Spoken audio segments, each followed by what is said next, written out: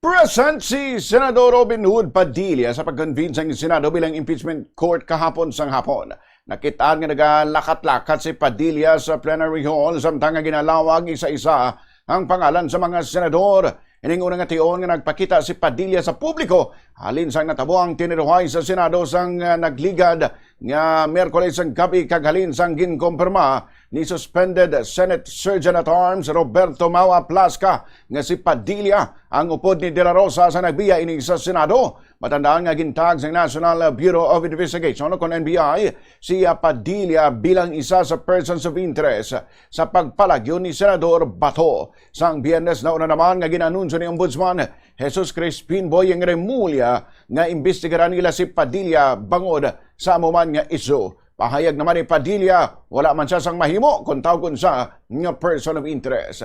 Nagpahayag man ini nga hulaton na lamang nga investigasyon apang ang ginklaro sini amo nga hindi matudang impormasyon nga nakitaan sila ni De La Rosa nga magkaupod sa Ninoy Aquino International Airport. At the NAIA terminal, were you spotted with Senator Bato? Ay, sa airport. Ay, siguro naman po, walang sense naman po.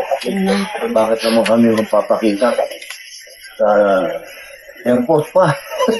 So magkasama nga po talaga kayo. Magkasama kayo, sir. Yes or no, sir? Kailan lang po natin yung investigation. May Sir, why tinatawag wait po kasi if you na can nasa if you're the airport. the person who were allegedly escorted the senator? Kailan lang natin, ma'am, yung... Sir, anong dahilan bakit kailangan maghintay? Siyempre po kasi may official na investigation.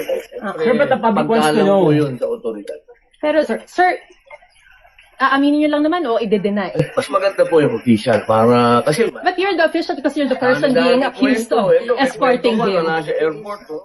Pero nasa Sir, yes or no lang, sir? Sir, may chance kwento ba? ka na yate. Sir, may chance ba na umalis si Senator Bato sa bansa, sir? Siyan ba to? Yan ang mahirap sagutin. Ano masasabi mo dun sa yate? Sabi po ni... Napanood ko lang naman si Manong Chapit. Hindi naman totoo. Hindi po totoo yung naya, hindi totoo yung... You were placed in the scene at around 3 o'clock ng Senator Robin. Wala po yun.